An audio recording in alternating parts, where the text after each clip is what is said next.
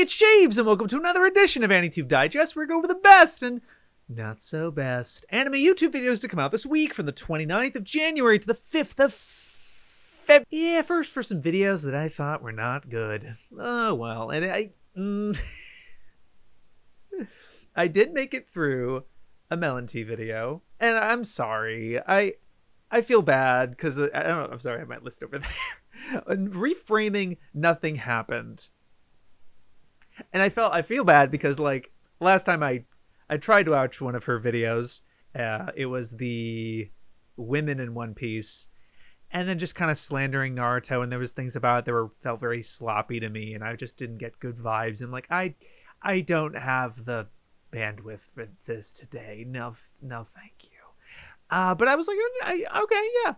And this one was better, especially because there was talk about the anime, and it wasn't just a complete, like, this. I think that's probably another reason I'm realizing about why I'm kind of apprehensive about watching One Piece content for me, is that the anime gets, very few YouTubers are experiencing the anime, let alone like it and like talk about it in its own merits and stuff and incorporate it in the conversation. This one actually is kind of centered around the anime of sorts, except it's one OST choice in one shot. That is all that's given, and that's the entire analysis in 22 minutes. What do you so that, yeah, most of this video doesn't need to be in here. She really kind of kicks the can around, and just like One Piece is that I don't know. And talking about her previous stuff, and I don't see why it has to be like this. And I'm sorry I didn't take like extensive notes. Like, you went, and I was thinking about it. Like, there's a 5-minute introduction or something, and there's an ad in there. Like, that's fine, I guess, sponsorship, whatever. But like, it felt like it took forever to get there, and then like now we have to talk about, I don't know, like the stuff. I couldn't even, the stuff just kind of went over my. And I'm sorry, it sounds like I wasn't even paying attention or something like that. I really could have taken notes, but it's a lot of videos, and I did, yeah. But I was like, I'm kind of waiting for her to talk about Nothing Happened, and then she starts like, and nothing, and then nothing happened, and it's like, I think it was like 10 or 12 minutes or 13 minutes into the video. 13 minutes, or it's like, I don't know, like a long time. And I could maybe I'm exaggerating. I could scroll through it right now, I guess. But it's like, now we have to talk about Thriller Bark and why that, everything to do. I'm like, oh, just get to the actual scene.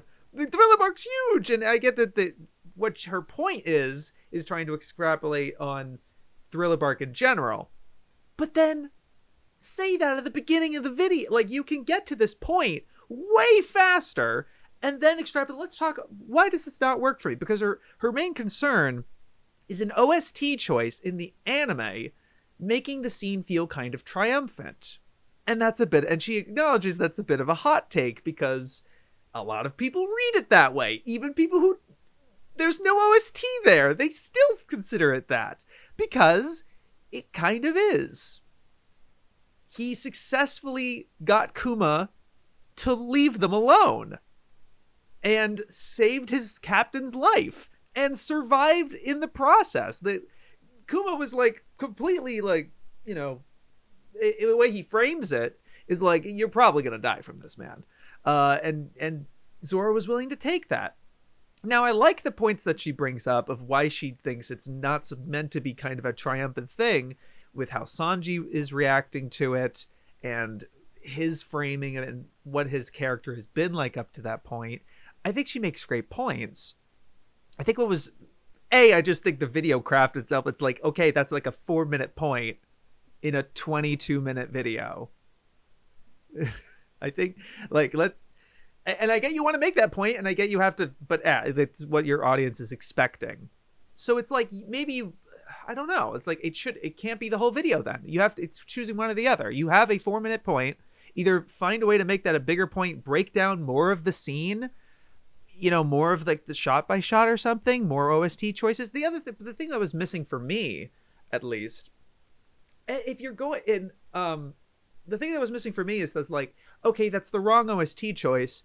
What do you suggest out of the OST that they have available? And I think you have a point. I think there is a potential for other OST choices that could have been in there, and maybe try some of those. And I like the point that you're making, that the colors and visuals affect our impression of the scene. Like they influence it. And yeah, it does. And that's kind of part of the reason why I like anime a lot, and I'm not pushing back. That's not as like a pushback or something. And she doesn't frame it as like a negative thing, I don't think.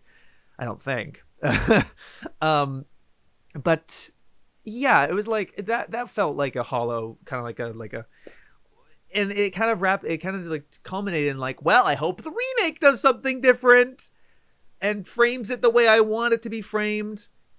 And all I could think was just like, yeah, if it gets there, if the remake even gets to Thriller Bark before it goes through all of East Blue and all of Alabasta Saga, which is multiple arcs, and all of Skypiea and Jaya and Water 7, which includes Eni's Lobby. And then you get to all of Thriller Bark, and the end of, obviously, if they get to Thriller Bark, they're going to get to Nothing Happened. I get that. But like that, I don't know. And I get that. That's just my thing, my bone to pick about With Piece is just like, do we really expect them to do all of it? Really? Like, I mean, maybe that'd be cool. Sure. Yeah, it's gonna be a while. But yeah, and but he was just so much more waxing about like general stuff about the anime and about One Piece as a story, and it's like the hook was really weirdly weak. Like, it was just really vague, had literally nothing to do with Zoro Nothing Happened. She doesn't mention it at all. But she knows, because you clicked on it, the title and thumbnail, you know she's going to get to it. You know what I mean? I felt that was really annoying. Like, as someone who makes videos, and like, I'm not trying to like Mr. Beast it or anything like that, but I feel like he has a decent point where the video retention there, you should get to what you're talking about in the video. The person who's clicking on the video should know that they are clicking on the right video. I guess it doesn't matter though, because she can still get 100K in 5 days because it's her talking about One Piece, and people like that. It's comfort, you know. It doesn't have to do that much rigorous, and she can blow up a 4-minute point into a 20, 30, 40-minute video. And it made me, but like, so this was like the first video I watched all the way through, and I was like, is this what they are all like? I really hope not. Like, geez, it was just really frustrating. And thankfully it wasn't like plot synopsis. When she brought up the we need to talk about Thriller Bark, what that does, and I'm like, don't fucking summarize it, please don't. I don't really think it was that so much, but yeah, I'm sorry. I feel bad, because I think, you know, I like One Piece a lot, and I want to support more creators, like, you know, get more into it and everything. Yeah. So yeah, I'll keep subbed. I'll keep trying vids that I'm like, that looks interesting. Sure, I'll give that a try.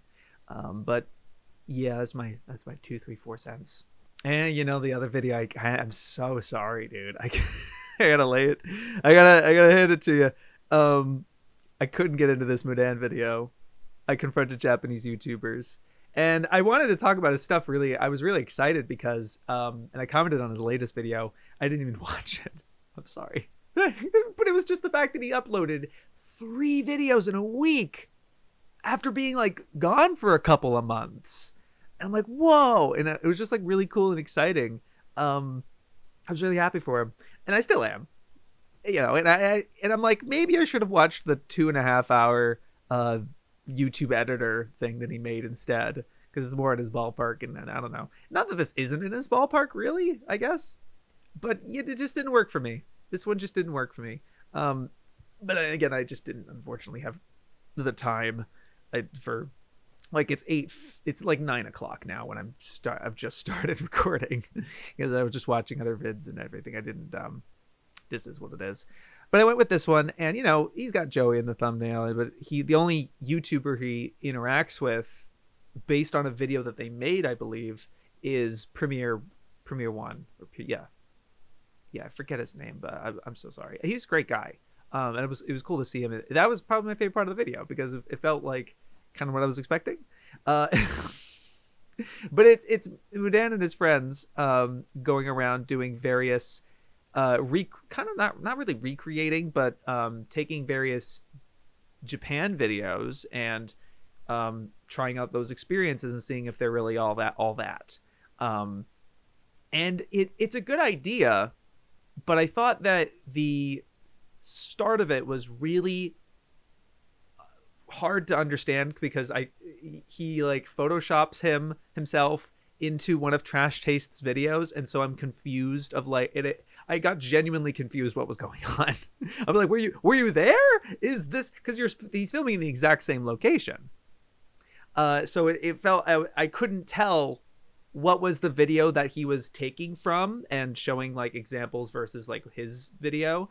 I couldn't tell what was his video and what was the YouTuber's video. And there's several videos from other YouTubers that I had no idea where they were from, that I didn't recognize. And they're all vlog-like things, so there wasn't any stylistic thing that can signify it. So it would cut back and forth between Mudan's footage and these other guys, and I couldn't follow it.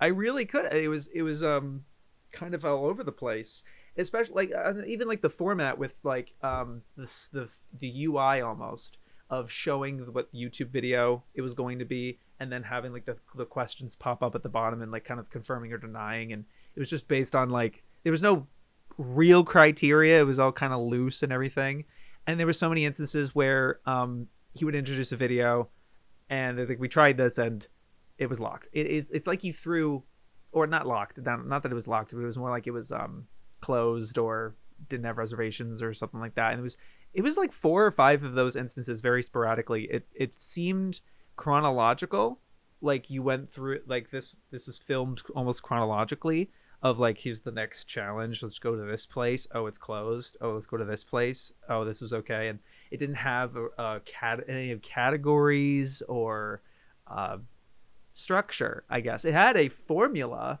where it was like you could follow it in that regard, but it was very chaotic, really fast paced, which is cool because I get it, you want to make it like under 30-minute video with the sheer amount that you did with all these like side quests and stuff like that. It was just a lot. And it was hard to follow. I think what could have improved it, if there was just something, if it was like an icon or something with the border or something that could distinguish what's the video you're taking from, here's what they filmed, and here's what your reality was. And there was a couple moments where that worked, where I could tell, and it was helped by your narration, which was the aquarium one, or like the goldfish one, where it's like they're all in little bowls or something like that. That was a good way to be like, oh, that's what they saw and that's what they were saying versus what you experienced and stuff. And yeah, it was just really chaotic. It was fun. It certainly had a interesting stuff, and it was okay in that regard, I guess. But I think I was just too discombobulated by how things would not be that like the questions weren't the same questions over and over. You wouldn't know, and sometimes there would be 2, sometimes it'd be 3, and anything to latch onto, right? Because I'm being discombobulated by the footage, so I'm like, at least I can kind of follow he's opening from this sake jar and here's the next video and stuff. But I think some videos didn't have that, like it just didn't have that animation or whatever, and it was just hard to follow. It was just really messy, I thought. Yeah, and I get it could be just the chaos of the challenge, maybe just the time crunch you had in terms of filming it, in terms of just getting all the stuff, and is kind of in that regard maybe. But yeah, I couldn't get in this one, unfortunately. And this is the one I watched, and I wanted to talk about the fact that you uploaded more, and I was like, that's really cool, and shouting that out. And it just turned out, as I'm organizing these, I'm like, where do I put them in decent and not good? I'm just like, yeah, I can't. I'm sorry. So sorry, bro. But no, yeah, I'm I should definitely check out the editing thing, and looking forward to the stuff you're cooking uh, throughout this year. All right, now for some videos I thought were decent. I could, yeah, okay. I can't even say pretty good because I was just like I didn't hate them. I don't know. I'm just not the most. I guess I'm not the most positive or like didn't. Yeah, this time after a long time hiatus of sorts, Fukuchi Twins has uploaded a bit of an update video. This is pretty unique. I'm making an 8-hour long video on Robin Williams and Need Your Help. Interesting because an update of like where have I been those types of videos have happened, but I haven't really seen one being like, yeah, I'm working on this big one, and this is what's going on, and this is where I'm at. This is the it's basically like a tease for the video itself on the main channel with because otherwise I would have seen this in like YouTube updates or tweets or something like that. But YouTube video is substantial. And you want to present it, and there's more you want to talk about and give the full context of like your thought process in making this video, where you want to document his whole life in terms of like his career and what he's provided. And it's smart to put aside the all the comedy stand-up stuff that he did and all of the TV series that he did, because even if you just did his movies, it's 72 movies. And I guess the format is you want to talk about all of them and finding ways of how it contributes to his style and what he brought as a performer. And honestly, it's weird how I haven't thought or seen anything like that as a YouTube video. I can't think of one, because you obviously especially ones that are projected to be 5 to 8 hours, with like really massive and stuff. Just talking about a one actor's career, movie by movie. I don't know why that's not as much of a thing. I don't know. I think that's interesting. But then the I Need Your Help part is the sharing and opening up. It felt like two things, to be honest with you. But I think the three is supposed to be share this particular video, which is what I'm doing in whatever way I can in my platform that I have. And then she's establishing a Discord and establishing a Ko-Fi to potentially throw funds her way to hire editors to make the video. Yeah, because like the thing I would say about this project, you want to target an August release, and you've just started writing it, and you're not as much of an editor, and you have all these other things going on. I'm kind of already projecting like I don't want to be like here's some advice. I don't want to come off that way. I'm probably gonna come off that way, so I'm sorry. No, but like, as someone who's made multi-hour videos, I was only able to make my 2-hour Gurren Lagann video because it was the first 6 months of COVID, and we were shut. And I happen to have a job that gave me financial assistance, like lost funds and stuff like that, because of I was out of work because of my job, so I got financial assistance. So all I did for 6 months, like every day, was that video. And and I get there's other people who can do other things, and it really, the way some of these people make these 5 or 8 hour videos is really just having a team of editors, like multiple editors, and they each do like maybe a 20-minute section or something, as well as yourself maybe doing sections and stuff. I would just think that like, yeah, if you started writing it but you want it to be that long, it's like I think it should be a format that you can sustainably do, that is editable, because you're thinking of like showing a lot of clips, and it's mostly clips. I don't know if it's going to be you on screen so much. That's really, because I would want you to, I love the idea of releasing vids on a particular day in like August. I guess it's the 10 years since he passed, on the date of his passing. I would want you to hit that. And so you really have to consider what is feasible for you to do. And I don't want to be like, I don't believe in you or something. I don't want to go on like that or something. I just know I won't. I know I can't do that. And I don't even, I think I'm probably less busy than you, you know? I don't think I could pull that off. And maybe it's just good my state, whatever. But like, and I don't want to make it so like, oh, I couldn't, then you couldn't, or something. I don't want to make it. I guess I'm saying that. I'm sorry. I'm trying to say this like as nice as so, because I really think this is a great idea, and I want it to succeed. But I would just hate it to be like crushing with like you couldn't make it the sheer amount of it. I don't want to like, you should do this or something like that.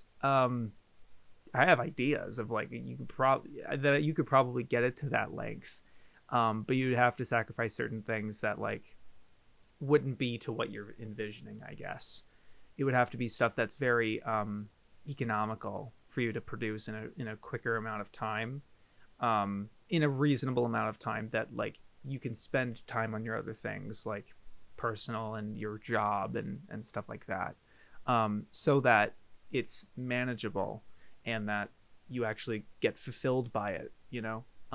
It doesn't become a burden or an albatross.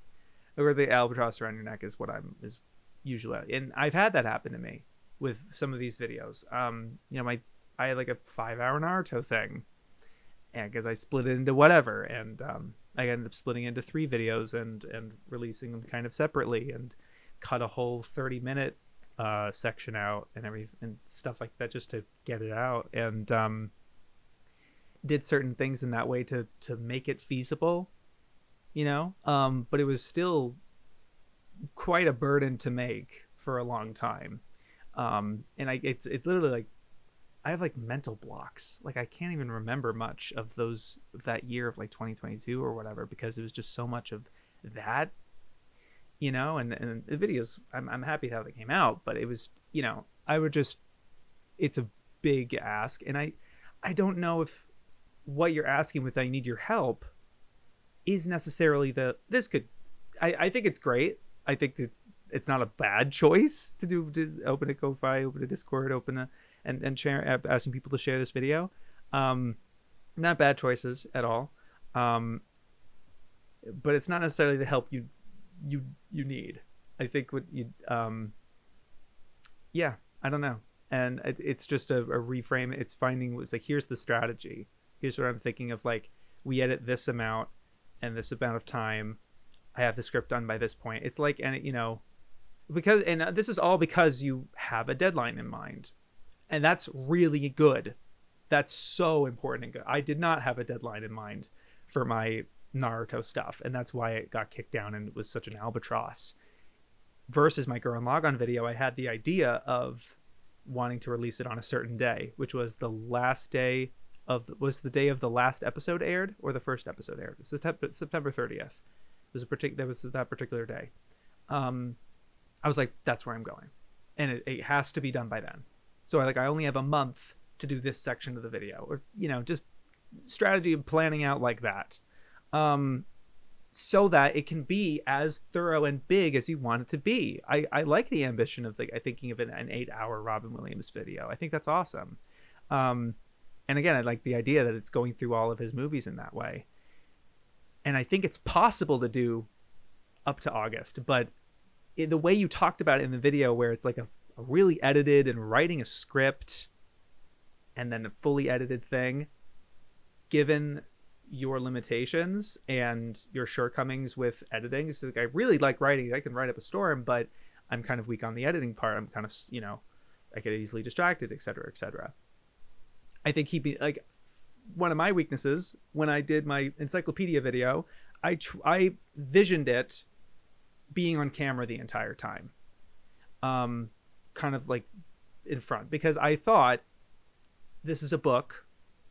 What visuals do I possibly show? So I wrote the script that way to include that. And that's why in the final video, you do still see my face sometimes, because I had the foresight to record my face as I said fuck it and just recorded like I normally did. because I gave up on trying to record it because it was such a pain in the ass and such like pulling teeth. And it was like, I can't get it done in the time I wanted to get it done, which was at least November. I was thinking like early November, and then it was mid-November, and it was the very last day of November I could get it out.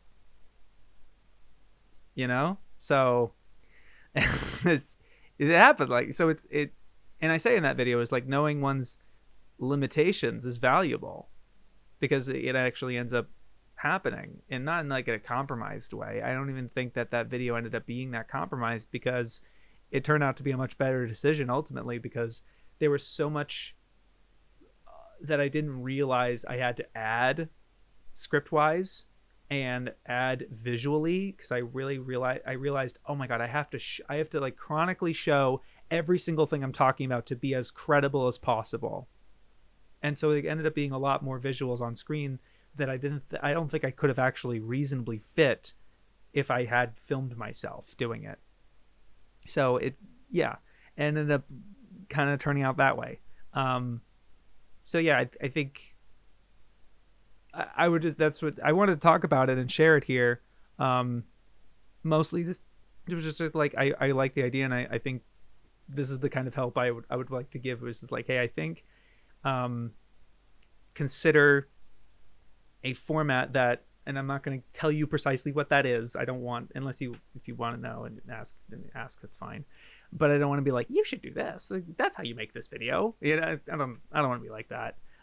Make it however you want to make it. It's your video, right? And you've thought about it much longer than I have. I literally just found out about it when I watched, when you sent it, of course. But then when I watched it today, you know? So I'm just giving my 2 cents. You don't have to take any of it. But it was just an interesting thing to talk about, where like it was just interesting to see someone talk about their video as like, this is what I want this video to be in a video. You know, I never really, I wouldn't have ever really considered that. I'm like, no, I have to make the video. But you actually spend time to like record a video to talk about it, and like, this is what I'm thinking of doing, and strategy and everything like that. I just thought that was really interesting.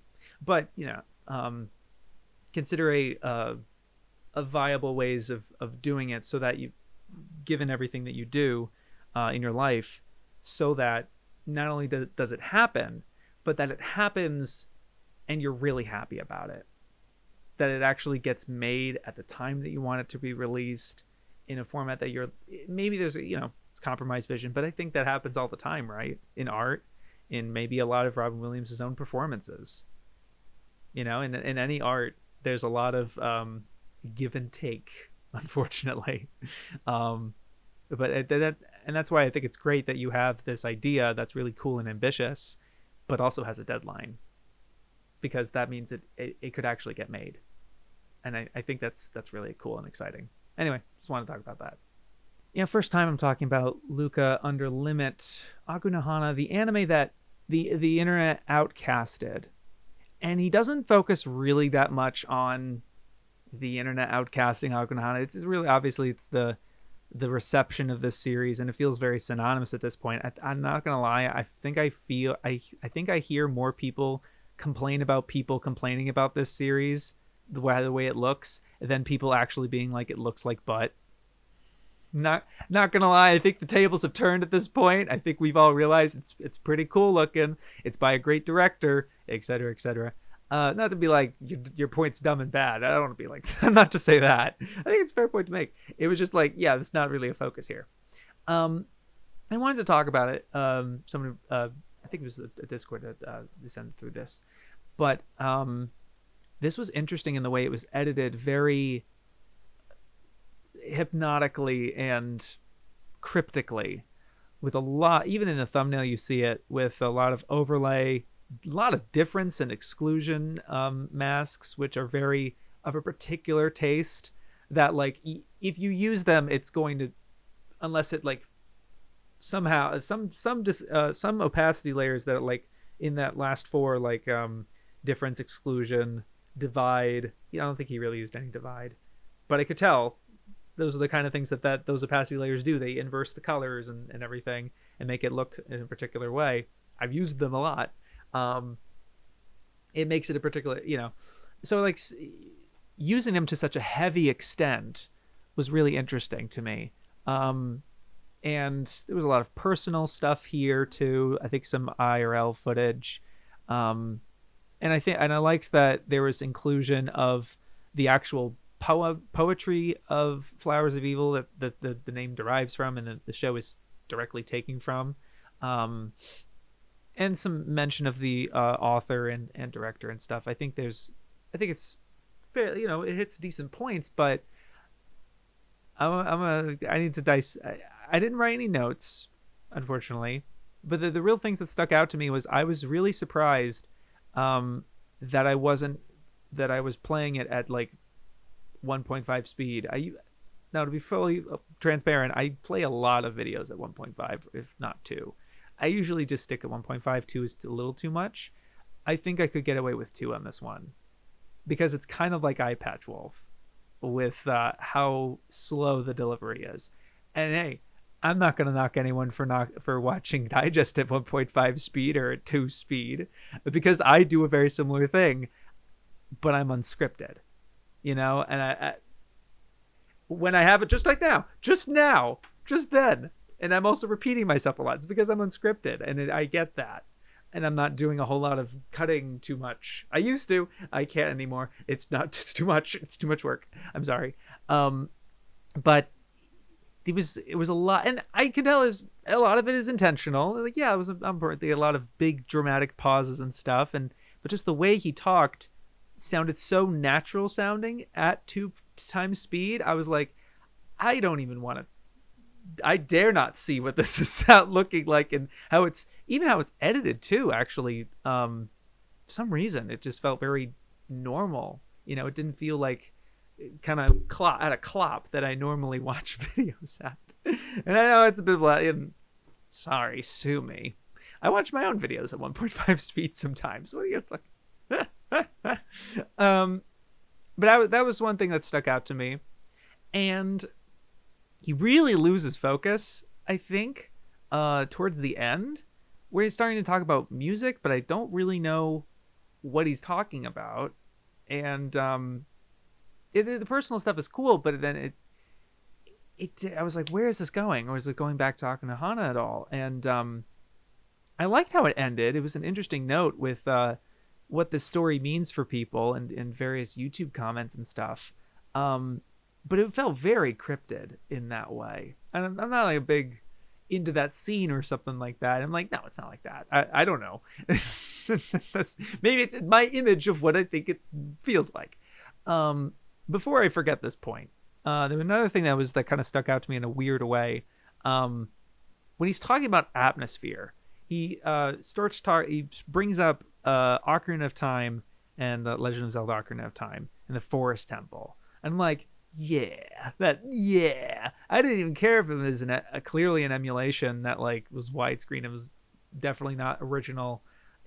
I don't want to be purist about that, but it kind of linked into the next clips that he was showing with Berserk and Sunny Boy and other. I think it was those two and maybe one other thing.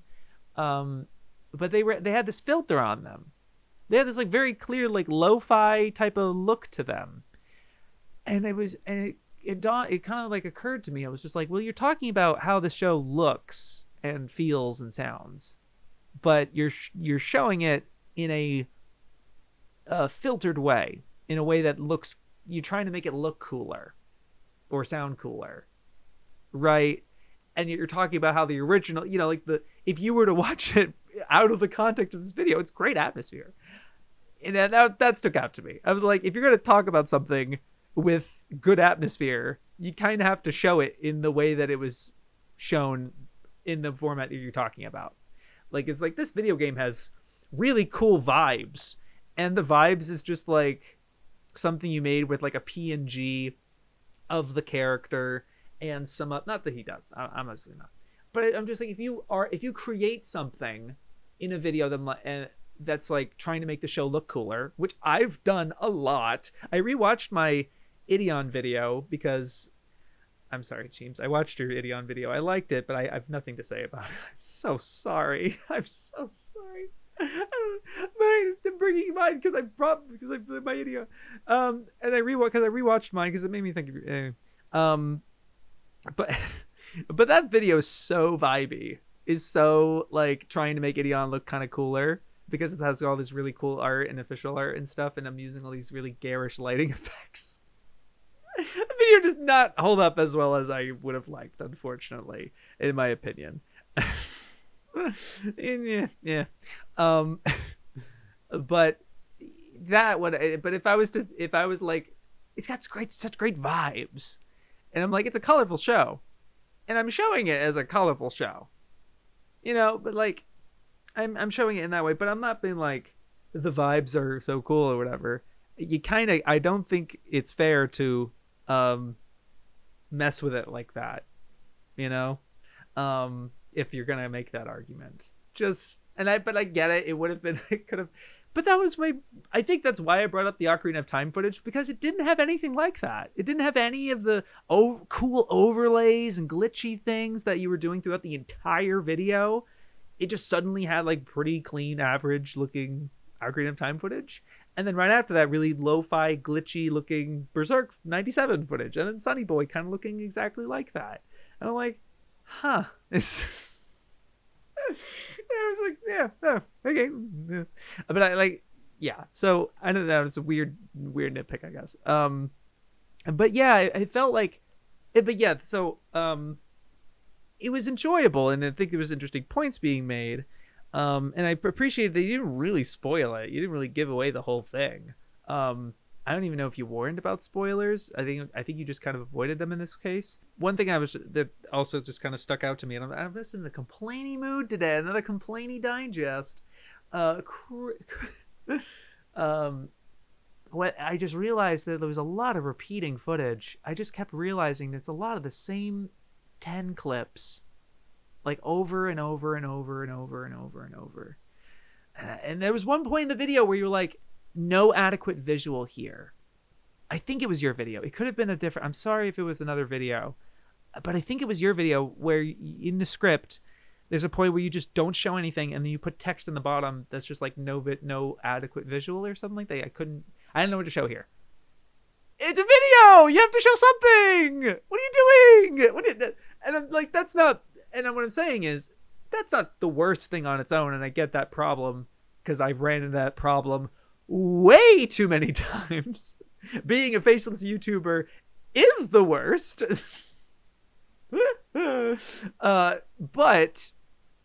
you really do use the same 10 clips, and sometimes in a loop. Like, there was like a live action segment, and again, I like when YouTubers add kind of what seems like something they filmed. But I think it repeated itself like 5 times. And maybe it didn't, maybe not really, but I don't know. It really felt like it was very cyclical, and that made the video feel cyclical. To the point where I was like, I don't really know what you're talking about anymore.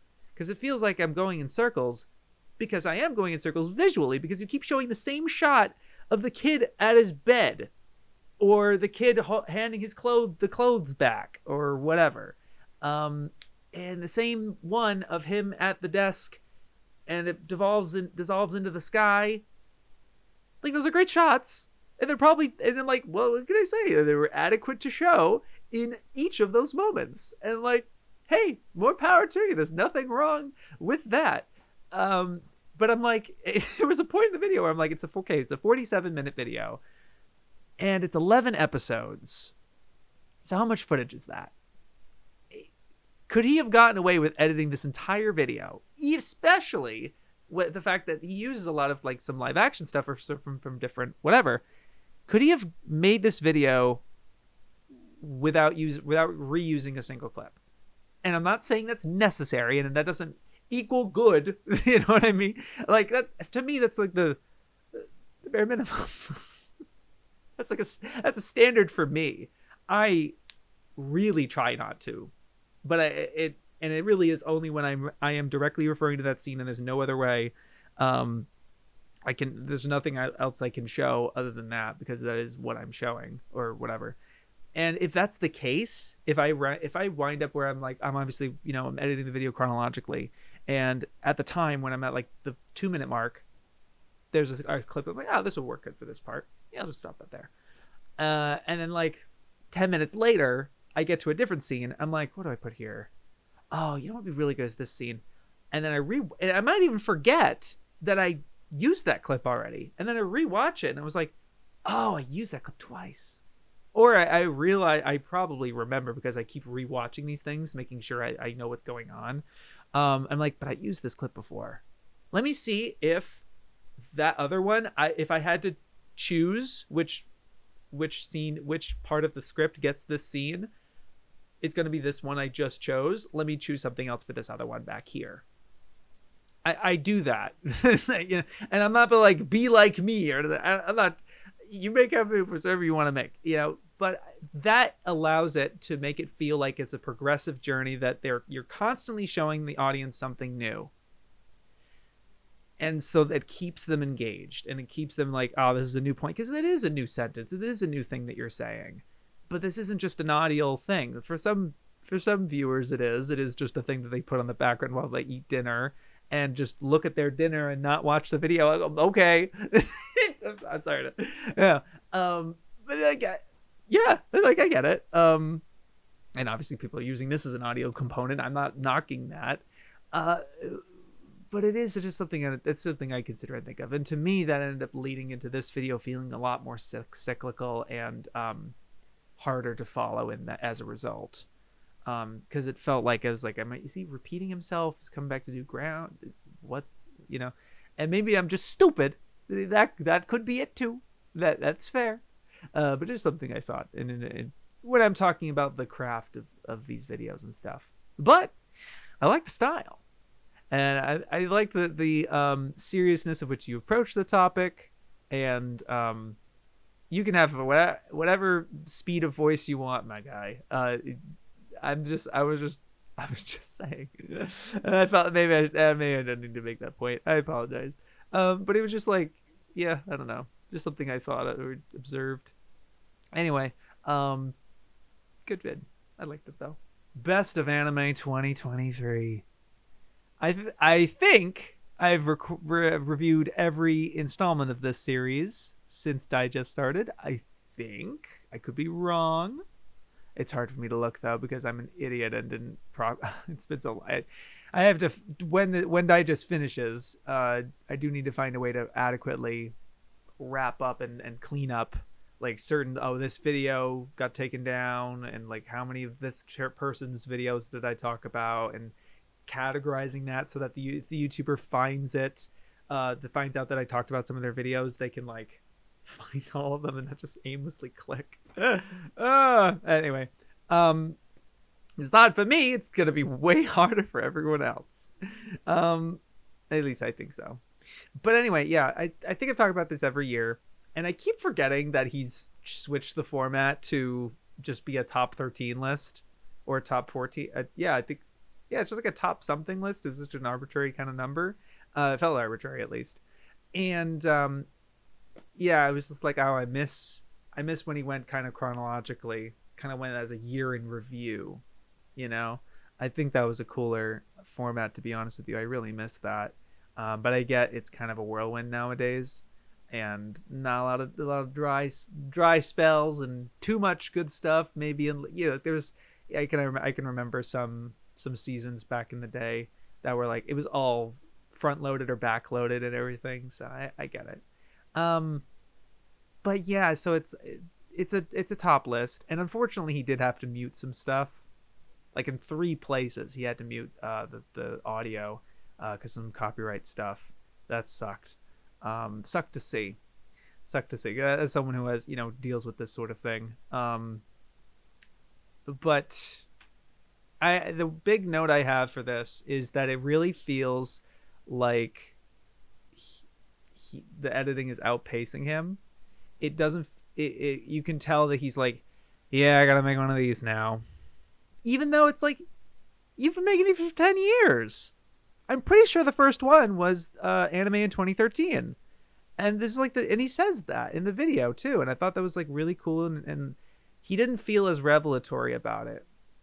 I don't know. The energy wasn't really there for me for some reason. I think the emotional stuff. Like you could tell there's segments where he just kind of wanted to have more fun, and he zings a bunch of jokes. And then there's Vinland Saga season 2 at the end, where he makes pretty much no jokes at all, and was like, "No, this really affected my life. Here's the story when I was a kid," and yada yada, which is nice. It's really nice. So that was a nice way to end the video for sure. And I feel like I keep saying it. Maybe I don't know how often I say it, but this is really it. When the side of himself, when he's talking about Vinland Saga season 2, is my favorite Gigguk, is my favorite kind of his video for him, because he's really the biggest one that can be that earnest and sincere and not as deprecating, but he's the most deprecating. It's like irony and comic pilled. I don't know if that's like comic for the fuck shapes. But like, you know what I mean? If you watch one of these videos for him, and I think it's been the case for the past couple of years, they have to have jokes every 20 seconds. Like, so, like, punctuated in so many jokes, and it doesn't matter how clever or cheap they are. It varies. And so, and because it varies, it doesn't really matter if they're that clever. Sometimes he just happens to strike gold. But usually he's just down the middle, like the most obvious joke you can make, or they're just so memey. They're so memey. Oh, and yeah, I don't know. It's not like he's bad at that sort of thing. It's just a lot, and it's just, I don't know. There's more to this.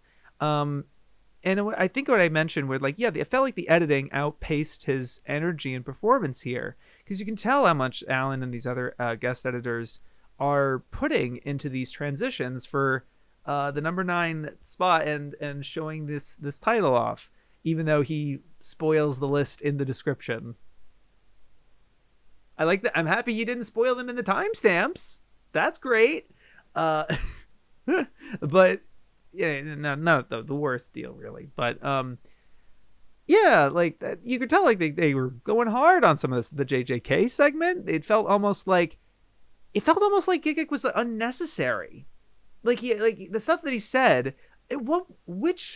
I forget which one he said, what script it was, like which anime he was talking about, where I'm like, dude, I think it was Free Ren actually. That like his number 2, I think.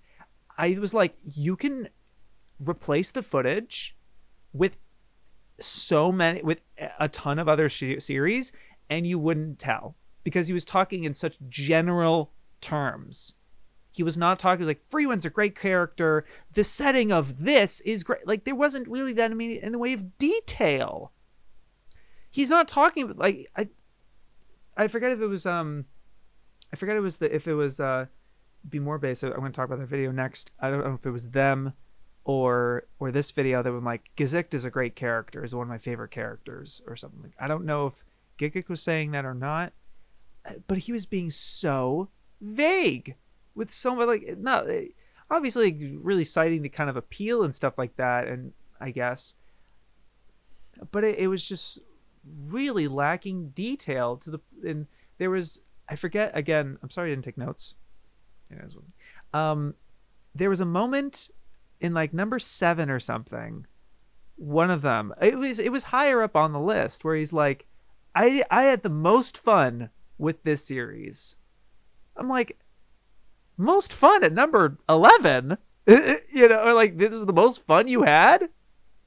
Wait, what are the other ones then? What other emotions do you, not that you boil it down to fun, I guess, but like, because I get with Vinland Saga season that's not really the fun in this so much. It's more like cathartic and like emotional and meaningful and stuff like sure. And Skip and Lover I can get being like more wholesome and giving a particular vibe, I guess. But like, or hype for JJK, I guess, it was weird. But there was just certain hyperbolic statements for like every single entry on the list. It was weird to me. And like, not that I guess the honorable mentions was the kind of the wrap up or like the in review type of intro, I guess. Yeah, but it just felt like the most interesting and impressive parts was in the editing and the presentation of it. And it does suck that like the music gets cut a little bit a couple times. Um, in those precise moments when the editing is going especially hard with the masking and all that and these really cool transitions, all the audience can notice is that the audio cut out for like 6 seconds. It sucks. But I get that. I get it had to be done. But at the same time, I was not to like, you guys know about it. You guys have made more videos and this is your living for me. I don't know why you didn't test the audio for this issue. You know, I mean, I don't care if my video gets partially blocked in Russia and Belarus because the music, but that matters to you guys. I get that because this is your living and it's much more higher stakes. It needs to be worldwide public and monetization on. So it was just weird that I'm like, it's cool that you're using this music and stuff like that, and I think it's great choices. But like, how did that happen? If like you should, what I do, at least, and not to be like I don't know. I don't know why I'm so like self-conscious today about like giving feedback of like what I do, being like, because I guess I don't know because of just the success of my channel. To be honest with you, I think it's harder for me to like give advice. It feels like I shouldn't be giving advice to a channel like Gigguk's when like who the fuck am I, right? Like yeah, oh yeah, I'll write that one down. You know, it just feels that way to me sometimes, I guess. No, but like I was surprised. I'm like, if there's gonna be if the video's gonna get dinged, but you know, I get YouTube is dumb and unreliable. You probably did do that. I don't want to go ahead with a video that I know is going to get content ID'd because of how much I'm using the audio. So I test the audio by uploading like the video without visuals and just the audio and see what gets hit. And that is going to change as you upload things and as you tweak little things, and something that didn't get dinged when you first did that test will get dinged later. That might have been what happened too. And maybe it's just been too late to stop it because again, they get the video's suppression thing, or not, or like re-uploading it is kind of cringe. so I get it. Yeah, it's maybe the deadline because of the sponsor that was on this video too. Muting's probably the best option. Yeah, but it's just I don't know why I'm harking on that. I'm sorry, I shouldn't be harking on it. I don't know why. It's just I was surprised. I was just really wow. It just felt like that Grant's energy wasn't as intense for this one. I don't know, or just even just the writing, it just felt kind of going through the paces. But I get it. This is the 10th one he's made in 10 years. You know, making this like it's like the only annual thing that he makes, to my knowledge. And I'm happy he still makes them. But it makes you think. It makes you wonder. It's just like, wow. This way, because you have because this is the only series that's a recurring thing. There's points of comparison. You can look back to not that I did that. It's just what I remember, and maybe I'm just hallucinating, and I'm dumb and stupid. Could be that too. Well, yeah. I liked the video though. On a moment to moment basis, it was nice to see, and it was good excitement. And I did like his thoughts on Vinland 2 specifically. That was really encouraging. Yeah, it was nice. Yeah, right. Now what I thought were the best videos of the week, and I'm like, sure. Which these could have also just been indecent in a lot of other weeks. But out of the crop, I was like, all right, yeah, I'll go. Sorry. The other thing is, I was like, there are videos that are probably better than this that I watched. Like I watched one. I'll tell you the other videos I watched. I'll put them at like the bottom of Digest. But like you should watch these videos, even though I did not talk about them. I watched Cheem's Ideon video. I liked it. Unfortunately, I don't have much to say about it. Oh, I watched Steven's British band video. That was really nice. But again, it felt like a lot of his he feels like more of like a throwback to other to like to some of the vids he would make before he got really caught up in the Miyazaki series of videos and stuff. It felt very casual throwback and nice. And it was like, oh, I didn't know that was a British band and things like that. It was comfy. But again, I don't have too much to say. Worldwide creativity and copyright infringement from Accented Cinema was really cool. I guess I don't know. It was just one of those things where I'm like, I have more to say about these other ones. I have particular things I can think of and mention, but they're mostly like critiques, I guess. So there was when I was like, no notes. But this was cool. It's like more of the nature of copyright and what it used to be like. And it did make me think about how culture today has felt very stagnated. As much as we get new stuff and there's so much more to consume, it feels like there's nothing huge. If there is something, it's incremental or feels more niche, I guess, and there's nothing as encompassing. Guile Winquote had a video about Jump Ultimate Stars. It's just talking about like what is the game, how does it play, and stuff like that. Very straightforward, good runtime. Felt like it earned its runtime type of deal, and fine, but I'm sorry I don't have. Oh, and of course the Cineclitics, and I watched some of Murphy Napier's stuff, and the Super Eye Patch. Well, you see what I mean? Do you see what I mean? Oh, Jack is Boy, I commented on his video a little bit ago. I low key, if I comment on your video, there's a very likely chance I'm not talking about it on Digest because I'm like, I want to watch it right now, but like, I don't know if it's just, sorry. No, maybe I shouldn't guarantee that. Maybe it'll still happen.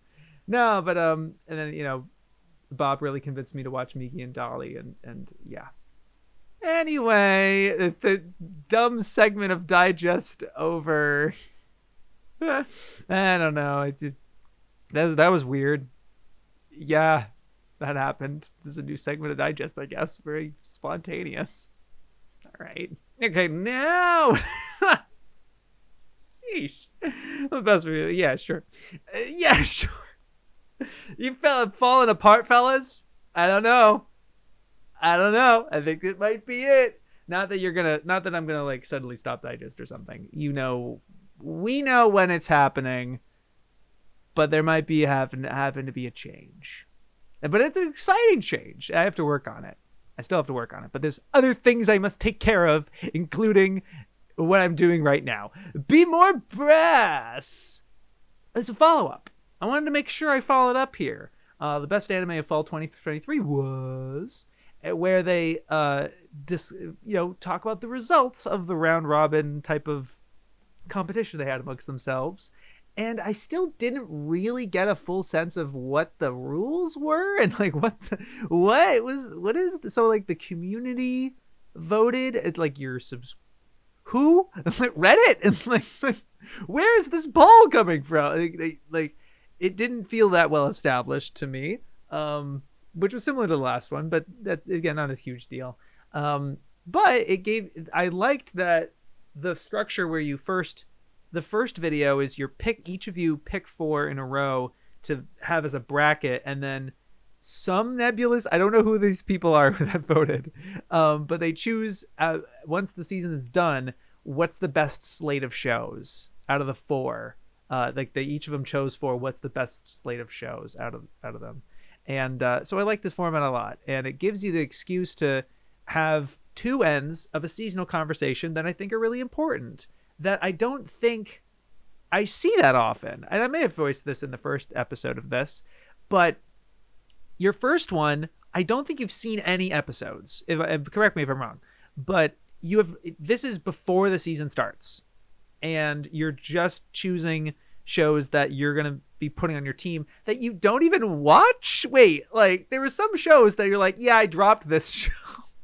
It was on your slate. I was like, so you don't have to watch this stuff, but all right. I don't know. I'm still getting the feel of it. All right. I was like, all right. I don't know. Not to criticize it. It's not a bad thing. It was just surprising. It's like, oh, all right. And there was a couple of moments of this where because I this just popped in my mind. There was a couple moments where Replay specifically is making these pretty specific, like, yeah, it's a lackluster adaptation. I didn't watch it, but I heard that. No. Just say, I can't speak on it. I heard it's not very good, but I can't speak on it. Don't be like that is a shame. Maybe I'm overreacting. I apologize if I'm overreacting. But I was getting those vibes. I was like, this mother... You're talking about... You haven't even seen it. Anyway, where was I? So, but anyway, what I liked about it... Anyway, this is the best category. I didn't get him talking a bunch of shit. Sorry. This is what the mood I'm in tonight. I liked the first video. Unlike every other kind of seasonal discussion we see on YouTube in the past 10 years, it's always like, I watched the first episode, or I watched the first 3 episodes or something. I liked that the first one was just going by AniList, which is what we all do. And it's similar to what Joey used to do with just perusing, scrolling through the AniList, AniChart, whatever. But this format was better, A, because it's a discussion, and B, it's not in the moment where you're reacting to the PVs or looking up the staff or something like that. You've done it already. But it has all that prep. So it has that side of seasonal consumption that we all go through when we're deciding what to watch that season. You know, you're perusing it based on the PV looks pretty good. Oh, the staff person's on it. Oh, it's by the author who did this, et cetera, et cetera. And man, I wish speaking, I'm sorry to derail it again, but Bob Samurai just put out a review of Migi and Dolly. It was seasonal from this year, and I had no idea that it was from the author of Sakamoto Desu, and I would have watched it if I knew that. But I don't look at the seasonal charts. I hardly do, because I'm just like, I'll see it on Twitter anyway. I'll hear about it, but then I won't really, would I? I will only hear about Free Ren, or JJK Season 2. Or maybe Apothecary Diaries. Maybe. Seasonals just doesn't happen on Twitter. Just doesn't. There's a couple people like Ember that actually goes through all of them and be like, hey, that one was gas. And I'm like, okay, cool. I'll take those. But other than that, yeah. Just kind of all right, but I like this. So I like that conversation in the first one. This one, and so both structures, because you're like, I'm choosing this show, and they're going around the thing. This one was reflections now that the season is done, which like does not happen on YouTube because it's not cool for some reason. It's all done. It's old news. It's an old hat. So what's cool is you talk about winter. I mean, heck, probably just because of timing, you released the winter bracket before this one. You know, it goes to show. Anyway, but like, I like that this is a video in itself. I really like it because it's an actual like summation of like how is this show? How did it turn out? Because it's one thing when it's the PV or the announcement or whatever, and it's the first episode, and it's a whole other thing of like, how did that show turn out? Was it ass or was it gas? Somewhere in between. And that was great. Except it is weird. That was like, there were some shows in this conversation. I don't know why I put that in brackets. I'm sorry. Like fucking passive aggressive shit. I'm sorry. What's wrong with me? Oh shit. I think I did that because I was like, well, you dropped some of them, so that's a disappointment to me. That like I was going into this being like, yeah, this is how this turned out after 12 episodes, or after it's wrapped or has gone this far. This is where it's at, or this is how it finished. In a like, how are we feeling about it? But that wasn't really the case for every show, because there's some that people dropped, and there's others that, yeah, it is what it is. And I get that a lot when you watch mid-seasonals. Because I've watched my fair share of mid-seasonals. You do not want to talk about it. Even if like, I don't care. Maybe I care a little bit, but you're not going to get me. You're not going to see me caring that much. I can understand that. So, but But yeah, the dynamic with the four of you is always lovely, and it's fruitful conversation, like really good bouncing, because there's some that you have all watched and everything, and a good discussions in that regard. Not the best takes in the world sometimes, but I will leave that where it is. That's fine. You can think of whatever you want about a show. That's just fine. Just okay. Anyway, but I'm putting this in best because I'm like, I really like this idea. I really like this format, and I hope you continue with it. And I'm hoping it gives you more guests, and it's a good time. Nice. All right, I put a second channel video from Alexander talking about insane overthinker theorizes about Kaido for 22 minutes. Just to say, I've been really, really enjoying his streams of Naruto and One Piece. I think he's been doing a great job. And not just because he actually replies to my comments. I can't deny it's great. With just how many people are watching and commenting, I really do appreciate how attentive he is to me. Sorry. No, well, I'm being honest. Like, it was chat. I want to.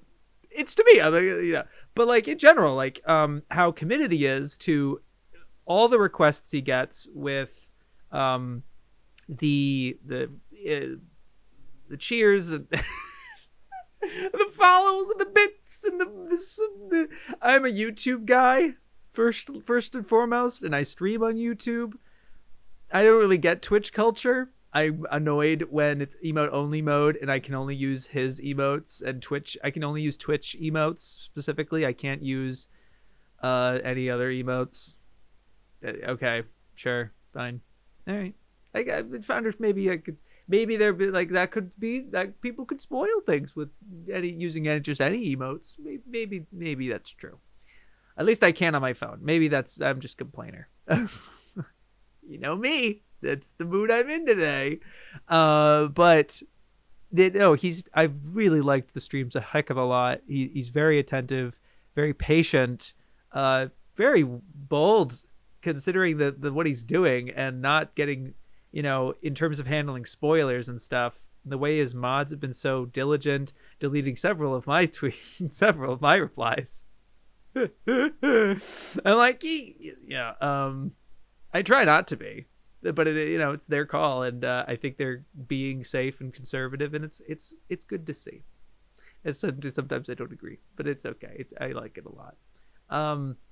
They've been significant time sinks to my day because they happen in the middle of the day, and for some of them they don't get archived because content ID, whatever, Twitch, anime episodes. So we put some on Patreon, which I think is a smart decision, but sucks when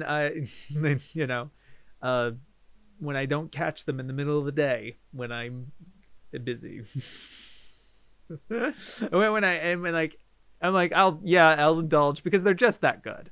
They're just that good to watch, honestly. I try not to miss them, or like when I see it on time, I'm like, oh shit, I really gotta watch that.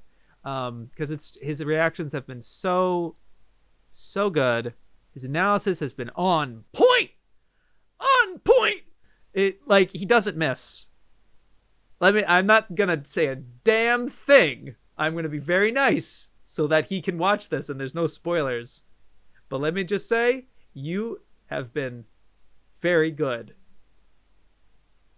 And this particular one, all he does is comment, is just talk about Kaido's psychology and his analysis as character without even having the full character. It's not even done. It's not even cooked. It's not finished. Let him finish. That's, to me, that's why it's hard for me. Like I like talking about One Piece in the terms that Alex talks about him. Alexander, yeah, AJ, yeah. The way that he talks about them, because it just feels so substantive and holistic and specific, like actually talking about the details and stuff, and not just kind of gassing characters up, and earning things and giving the credit where it's due. with all the patience in the world, with the amount, with the kind of fans and an audience that he's attracted. Not that they're bad or toxic. I think his audience has been pretty good, but it's just the fact that, you know, when you're making this sort of content, especially live, and you still have a social media presence, dude, bless. Keep reading. Please finish. Please catch up, because I really don't want you to be spoiled on anything. I really don't. Man, it's been great. Anyway, I enjoyed this video, but it's more here because I'm expanding to just how damn good his live streams have been, and I've been wanting to say that. It's been great. Beruseruk, once again, or how I learned to love the struggle. 90-minute video from DEMENZA'S Gate. This was thrown in my Discord, been like, kind of peak, kind of really good. I was like, bet I'll give it a try, even though it was 7 p.m. and I was like, I got this one left. Fuck. I already had like a lot of videos I could have talked about and covered and everything. All right, okay, yeah, sure. And the first like 10 minutes of this is gas, is sick, because like, but at the same time, not gonna get retention for shit. Because he starts it by like waking up, like having like, he wakes up at 6:30 and like it shows his daily routine, and it doesn't really go anywhere. He pours his coffee, he takes a shower, he walks outside, and there's the title card, and it's like, here's my channel, like this video series, episode 7 in 2024. There's 6 other episodes. Do you want me to click off? No. But obviously I literally did the exact same thing in my Naruto video. Naruto and Sasuke. So who am I to cast stones in a glass house? But it was also, and I'm saying uncritically, nothing happened. And I like that. Because you know how many goddamn Berserk videos I've watched and have made? I've made 2, really. But I mean, that's more than 0, right? I know what I'm getting into. So what do you got? And to start like that, and to then start by and going a long time talking about your personal life of like your brother and your early growing up years and everything, and who you are as a person. I was like, oh yeah, this is the shit. I don't care if you don't talk about Berserk. Please. This was sick. And like and also really great, probably one of the best choices, one of the better choices I've seen anybody take in any Berserk video. I don't think I've ever seen anyone use what I think is the PV, like the Berserk 97 PV. I don't think I've even seen it before. I've never seen that like what he used to kind of like the first thing of Berserk that he shows in this video is, I think, a PV. And I'm like, that's so cool. And I was so excited in that way of like, I think he's really understood this series really, really fundamentally. And yeah, he does. Yeah, it's there. It's not wrong. But it doesn't have to be 90 minutes. I'm sorry. I don't know why, and I'm sorry, like, this is why it's in the best, because I just was really impressed by the vulnerability, the way this starts. The aesthetic of the video is really cool because a little inconsistent. Like, I have a bit of a about it, because the entire time, pretty much the entire time he talks about Berserk, it's in a 4:3 aspect ratio, regardless of that's manga and 97, 2012 movies, Berserk 2016, the video games, and he mixes them a lot, like in a not followable, in just a way that's like, this is the shot that I wanted to use. You know, it doesn't really matter. It felt like regardless of medium, you wanted to talk about Berserk. That was awesome. That's a hard barrier for some people, because there's all this whining and nitpicking about the adaptations and stuff. And I think you mentioned at one point in the video where like, we'll get to you, about Berserk 2016, and it sounded like you were going to talk about that, but you didn't. You actually just used 2016 footage in a contextual way, like in a way of you're actually just talking about that point in the story using Berserk 2016 footage. And I loved that because it's refreshing and different. Every time someone is showing 2016, it's to criticize it. And it's so obnoxious at this point. So to just you use it the same way, just to mix it up, just to make it not all manga, make it visually interesting. And I think the stuff you were doing, the manga editing itself was really good. It wasn't flashy. It wasn't cutting a bunch of shit out. It wasn't flexing her in some way. But it's a lot of like using some color stuff. It panned into interesting ways. It was nice. It was good. As someone who's edited manga, and it's not easy. And specifically have made several Berserk videos, particularly like just using the manga. It's impressive. It was good. I liked it. But my nitpick about it is just it could have just stayed in 4:3. I think it could have exported the video in 4:3, and that would have been a cool. I would have loved that. It goes to show that there's an awareness. I felt like, but there was other little bits about, especially like the live action stuff, and then towards the end of the video where I guess you get rid of it and you're talking about the current Berserk, like the current chapters.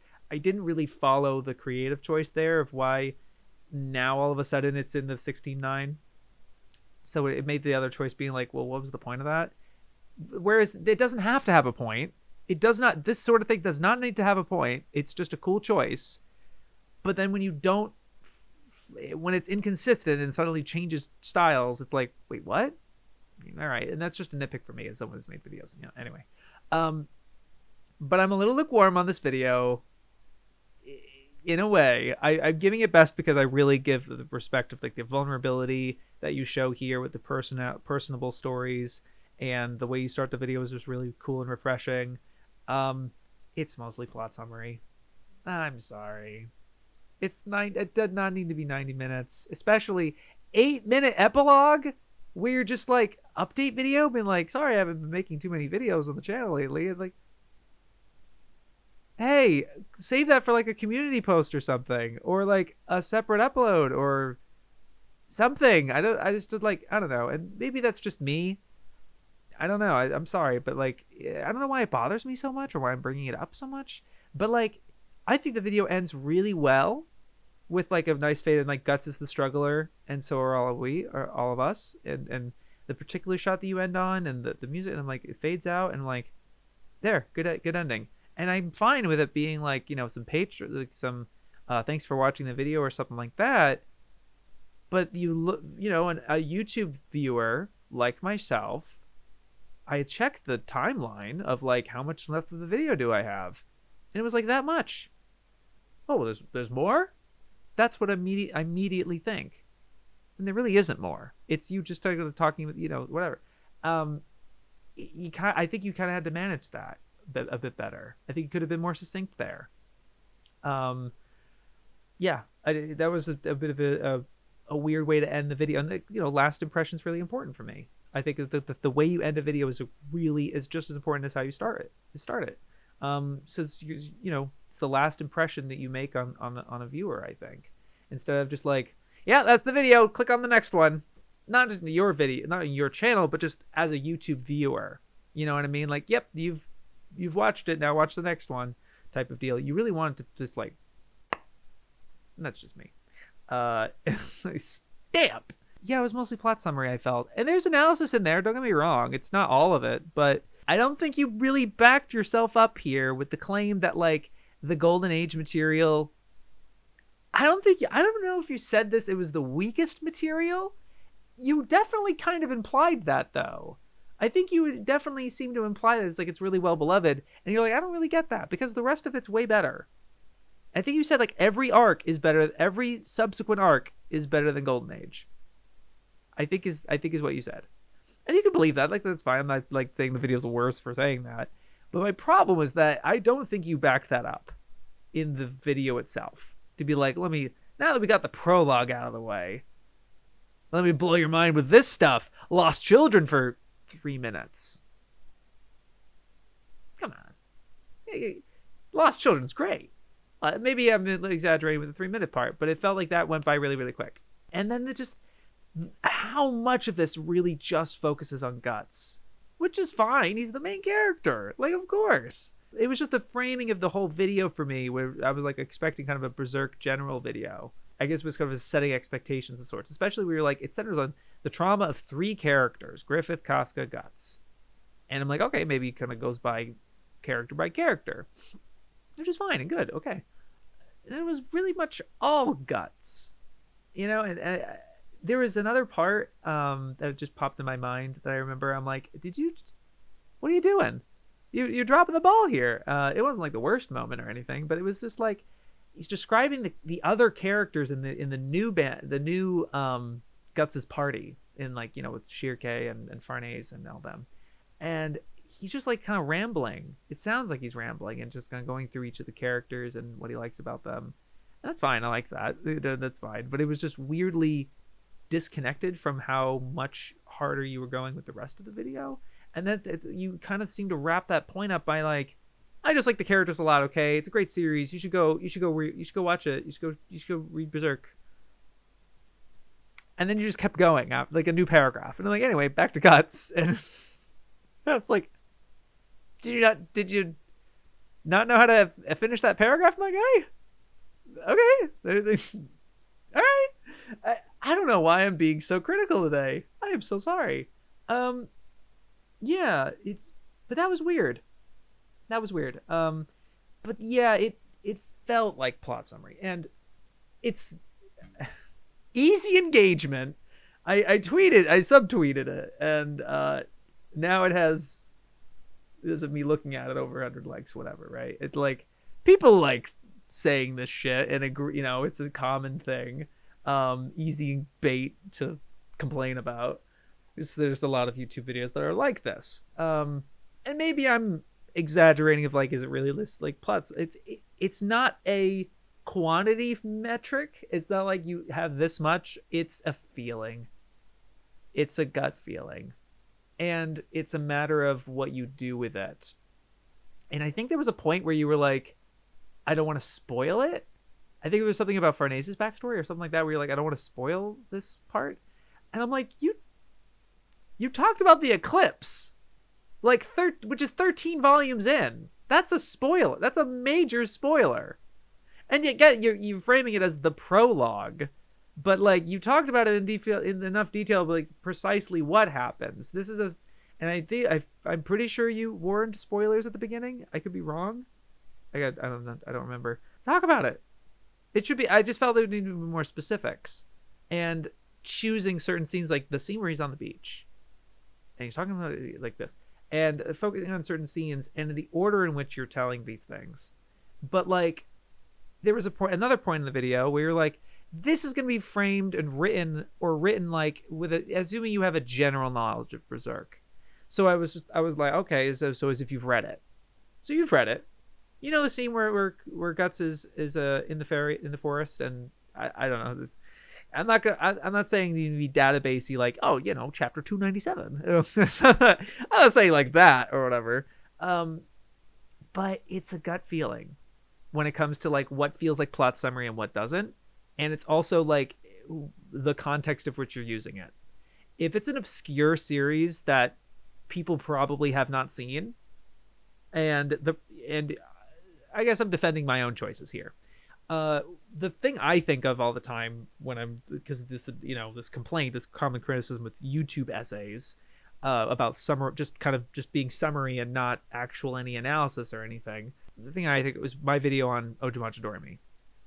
I do a lot of summarizing there. And I kind of lampshaded at the beginning, being like, this is going to include a lot of plot synopsis, like summary. The thing YouTubers do where they just tell you the plot and that's all they do. I effectively do that in a number of cases in that video with particular episodes to give the full context. And my rationality in that video was, it's because very few people have ever talked about this series on YouTube. It's not Naruto. It's not Berserk. That's the thing to me. It's like, I don't mind plot summary that much if it's a series that's like kind of obscure, that you kind of need people to follow this if you want to talk about it in that way, in the story kind of way. But if it's something that if it's like One Piece, if it's Berserk, if it's something that's like kind of really popular, you really don't need it, you know. And I don't, and I'm sorry I can't give specifics of like, yeah, this timeline, this timestamp or something. You're just regurgitating the plot or something. It's not the worst sin, really. It's just deflating in this instance of this video, where the elements I did like, my favorite elements in this didn't have anything to do with Berserk. Anything you said about Berserk. Because unfortunately, a lot of what you said didn't add much for me. Because I mean, you know, not just have made several videos on Berserk and like Berserk a lot, but I've also watched other people's videos on it and stuff like that. And, you know, so I'm okay with not having a fresh take on the series. I'm not like, this is unoriginal, this is derivative or something, or a ripoff, or I'm not thinking in those terms. I'm just like, what have you got? And to me, it's like, okay, a perspective I haven't seen before, an approach, or a perspective. And your perspective was your own, that you gave with like who you are. This is the first video I've seen of yours. And now I feel like I know more about you than I know about a lot of YouTubers, because of just how much you shared, not just in like specific details, but the fact that you showed yourself like at your computer and even kind of having a conversation with yourself in some scenes. That stuff was really arresting, because you never see that shit in a Berserk video. No, not a lot of anime YouTube videos in general. So I like that a lot, and that's why it's like I enjoyed the video a good deal. I don't quite know if it needed to be this long, with just some of the stuff that I'm just like, this is fine and not, you know, but it's, yeah. Anyway, I feel like I talked enough about this one. I liked it. And once again, the best video week for me is going to be a video that I don't know if I'll be able to talk that much about, because I'm just, it's good. Watch it. It's good. It's a podcast. It was streamed 2 days ago about Tetsuo Araki's cinematography from Full Frontal. Dimitri and Matteo have finally entered the YouTube space. Welcome to our domain. Not that you haven't been on there before. This channel has existed, and there was a previous video that I did poke around a little just to get the taste, and yeah, it was not it. It's not really it in terms of like quality and production and everything like that. This is definitely an upgrade, definitely a change, definitely an improvement. I think this was really nice. I think the setup's great. I don't 100% know if streaming it did you live stream so you guys had that conversation in a live format? Were you live as that whole recording was going, and somebody who was operating the stream was like swapping to different perspectives and stuff? That's really impressive and cool. But my one bit about that is that if it is live, are you not convert, you know, there's the element of the chat and the people who are watching it live, and there's no interaction with them. It was as if it was a recorded episode of just a regular podcast. It was just the two of you. And not that I want to be like, hey, I said something in chat, why didn't you reply to me? And like, maybe it's a little that, but it made me think, where I was just like, I'm confused if like, wait, is this like a recorded thing? And I think it is live, because there are little bits in this video that's archived now that were laggy to the point where the audio cuts out, and a thought gets cut off in the middle, and I didn't quite catch what you said or whatever. Little bits of lag, and that's gonna happen, especially with how nice and up at, you know, this setup is. It's incredible. I think that's going to happen, and I don't know if this will happen. I don't know if this is possible. If you do so I think my two main feedback with this installment, because otherwise it's like no notes. Oh my gosh, it's exactly what I expected and what we deserve, and what was needed. This was so additive and great and cool and fun. Otherwise, but like technical wise, it's like if you are live streaming this, there should be some interaction with the chat. Maybe not like the whole time. I think maybe if you have what you guys seem very prepared in terms of like, this is the precise things that we want to talk about in this episode. And like, all right, now we're done with that. You have anything more to say about that? Okay, let's move on to this next topic type of thing. And I like that. It's nice to have structure in a podcast. I certainly can't relate because of I just talk forever. And when I think it's done, it's done. Anyway, sort of a format, but it's a structure. It's not really, I don't know if I'm sorry if I'm interchanging structure and format in this digest. Anyway, but I'm like, if it is live, it's weird that you're not interacting with chat, because then it creates these little because I think ultimately it's like I wouldn't want to see the audio get cut out, and because trying to follow the conversation is really important, especially for how much you guys move and go through different topics and are talking about a lot of things without much visual aid. I think the conversations you guys are having are very advanced in terms of names and shows and talking about stuff that's a visual medium without the visual in front, without just having it there.